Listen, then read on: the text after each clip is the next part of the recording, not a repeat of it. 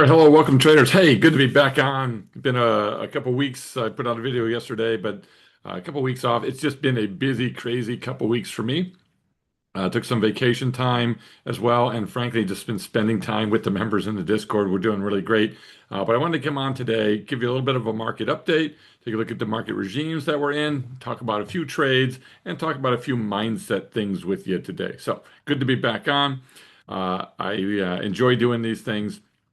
But let's get back into it. So today in the markets, the S&P closed down 45 points on the session today, about 0.6%. So not a really big down day, although for many people it felt worse potentially. I don't know. The Nasdaq dropped 144 points, or 0.6% as well. And we had some intraday resilience. But we gave back the gains at the end of the day as the geopolitical headlines just keep weighing in and crushing market sentiment. And then after the markets close, there's usually some positive news or something like that. Feel like the news waits until the market is closed, gets clobbered during the day, gets knocked down a bunch, and then after the market's closed, oh, there's some positive things happening, and futures drive up. What's really driving the day? Well, again, the same old thing over and over and over. It's geopolitical risks. It's all the uncertainty over the U.S. Iran negotiations. I could frankly care less from a trading standpoint what's going on. The Strait of Hormuz, this and that. I'm kind of sick of everybody posting about it. It's pressuring the markets. Yeah, we know that oil prices are up today. So oil's up, what, $2.58 to 86.52 on the crude oil futures. Okay, it's supposed to stay up. There's no reason for it to go down. There's even when this thing gets resolved, there's still going to be problems getting all the oil to where it needs to go in a timely fashion. It's going to take a while. This whole thing's a mess. I think both sides are completely on their own sides of the line, and no one really wants to budge and give. So I really don't put a whole lot of faith in anything getting resolved here or being done. But again, I don't want to be too cynical about it. But those geopolitical and oil risks are certainly weighing on the market. Also, we're watching the Fed nominee hearings. We'll see how that goes out there. Again, I don't care about that either. It's not going to affect my trading. Bitcoin down a little bit on the day, kind of flat. We'll take a look at that, but down like 0.3% on the day. Ethereum pretty much flat. The biggest moves today was in gold and silver. So that's really where we saw some pretty big down moves overall compared to things. Gold down 2.2%, silver down 4% on the session today, mainly due to a stronger dollar. So having the dollar firming up a bit is going to make metals more expensive for international buyers. So stronger dollar, not great for the commodities here. We've seen higher bond prices and higher yields. Again, flaring up with all of this Strait of Hormuz and inflation fears and all of that. So bond rates going up, rising inflation fears, higher yields, bonds dropping. Then the appeal of gold and silver is less when yields are going up. And I think there's some profit taking going on. So anyway, there's at least a little bit of context about what's happening out there in the markets. Let's take a look at the account and see where we are on the account. So let me share that with you if I can. Let me jump in. Let's share. Let's take a look at the account. And here's what the account's been doing. I've been off for a couple of weeks on here, but we're having a great month. We started the month at 486. We're sitting at 498. So we're up $12,000 on the month, which is 2.5%. Now we were up a little bit more, but we've been knocked down today a little bit on the session. We have a bunch of gold and silver positions. So that's where some of the value came out on the session. Also had a zero DTE loser, two of them this month, because we're sailing along, things are going well, and then all of a sudden there's a tweet or something in the markets, a bunch of idiots, moves things up and down. You get shaken out, and then things resume their normal course of the day. But it's those wild swings that are happening intraday that have been crazy. But that being said, we are still up over 20% on the year, while the S&P is only up 3%. So market's up 3%, we're up 20%. by the end of April here. We are well on our path for the year. So we're having a good month again, up 2.5%, 3% is the goal. We're closing in on that. We've been holding up pretty well on things. Take a quick look at the markets with you here. Taking a look at SPY. I mean, we're just off all-time highs 2 days ago. A little bit of a down move on the session today. I don't think that should be anything to get excited about. We are in a bullish regime right now. The 8's above the 21, bullish PSAR. RSI is overbought, but it's still over 50, still up there. So we're overbought. A pullback wouldn't be the worst thing, but nice bullish regime on SPY. If we take a look at oil, oil has been in this bearish mode as of late, 8 below the 21, stock below the 21, bearish PSAR and RSI below 50. We did bounce nicely off the anchored VWAP the other day, and then we're back up here. I just don't see a reason for oil to get back down into these 60 range anytime soon. So I think it stays elevated. We've got a 111 trade on that's up 50% in 6 days. So that thing's going pretty doggone well as well. Gold getting hit today. It's been on a nice trajectory after its pullback. Pulling back again today. There's some support. I don't know if this is very strong down in and around here. I may take this one off. Didn't seem to hold last time. So we'll be looking at support down here a little bit further away. Breaking the 8, the 21, and the 50 all in the same day today. We are still in kind of a neutral regime here. The 8's above the 21, and we have a bullish PSAR, but the stock's below the 21 and RSI is falling under 50.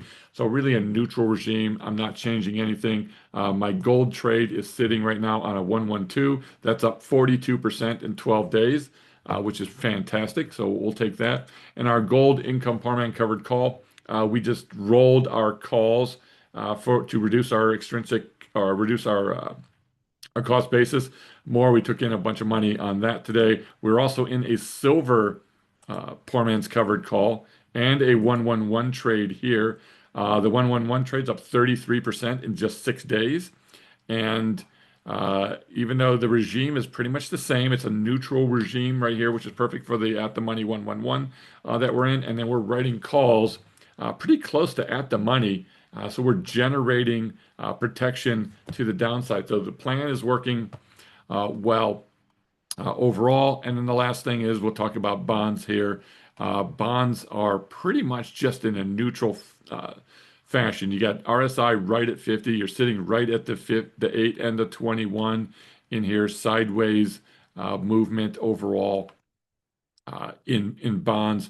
Bullish PSAR, kind of a neutral to slightly bearish here, and it's just very neutral. So we have right now we have a strangle running on bonds, and that's up in one day. We're up 2% so far. So, and then not a big day, but we're up 2%. I think the thing that I want to talk about the most today with you is talking a little bit, and we've been working on mindset training with the members as well. So having a trade plan, that's a big thing for me. I strongly believe that you should have a trade plan. That's going to help your mindset and pull you away from FOMO and others. But my partner in the service, Igor, made a comment today that everybody wants a dip until you get a dip, right? And everybody says the same thing during a bull run. I want a dip. I want to get back in. I'm just waiting for the pullback. I'm going to add more on the dip.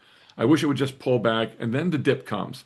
And then suddenly nobody wants to dip after that. So, alerts are going to go off. The red candles start to stack up. You're seeing, things dropping here. The news starts to get a little crazy. Your P&L starts to move against you a little bit. And then all of a sudden now, that dip you wanted, you're not real happy here. And now you're afraid it's going to get worse, right? So you're not looking at it as an advantage. Like today is an advantage.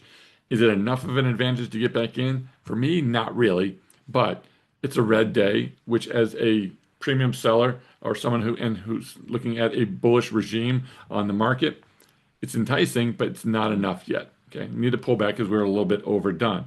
But the dip that you begged for, okay, now becomes the dip that you run from. And it's not really a character flaw for you. It's a mindset thing. It's wiring. The same emotions that got our ancestors running away from dinosaurs, that fight or flight, okay, doesn't work well in the market here. All right, now it's incompatible with executing your trade plan during this volatility spike or during a pullback. And today wasn't a major pullback, but it's a nice red day, and now people freak out. Okay, fear doesn't care about your thesis. So the fix here for you is you've got to have a trading plan written for your scared self. Okay. So if you want the dip, which is what you should want, okay. But when it comes, you start getting too scared and freaked out. Well, your trade plan should be designed to help you when you need it most. Okay. Having a trade plan when everything's going great, still good, still important, and you still need to follow it, but it's less important. The trade plan is most important when things aren't going your way. It should be written when you're calm and rational. Okay, and it should be a letter to your scared self that I need to know what to do when emotions start to take over, when confidence isn't as high as it should be, when the S&P is down 2% or 3%, and you're nervous about your positions. So when you're building your trade plan, you should do that in a calm environment when you feel calm, not overconfident, just in a good neutral environment. But I want you to ask yourself, if what if I'm wrong in this trade? What does wrong look like? Can I still execute it without freezing? What's the best position here? So make sure you're defining your levels before you enter. Know your exit strategies before you enter. Know exactly what your plan is. Size it so that a full stop loss doesn't exceed, that 1 or 2% of your net lick. It's certainly survivable. It's not catastrophic. I took a zero DTE loss today. It was a $4,000 loss, but I have a $500,000 account, so it's less than 1%. It's acceptable. It's not fun. I don't want to do that too often. Okay, but it happens out there. I win more than I lose, and zero DTE is still my number one yielding trade on the year. I think up about 90 grand for that overall. In fact, a quick look here. So I'm up 80,500 on zero DTE alone, and I'm trading small. I'm going to have some losers, okay, but it's not catastrophic here. Okay? Write down your adjustment rules.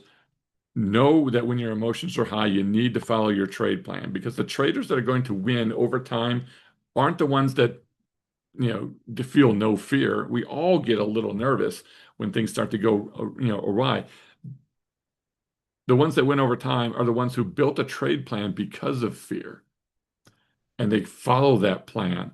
They follow that plan no matter what's happening in the markets. The dips are going to come again. The question is, are you going to be ready for that dip? And I think that's the question that you have to answer or ask yourself is, if this is a dip, okay, how can I take advantage of that dip versus how do I get nervous and then start to deviate from my plan? I hope this was helpful. Good to be back on. Good to see everybody. If you want to see what we're doing, we're having a fantastic year. Again, we're up over 20%. Members are doing fantastic. We're surviving these ups and downs in these days because you're in a community of like-minded people who are all rowing the same direction for the most part.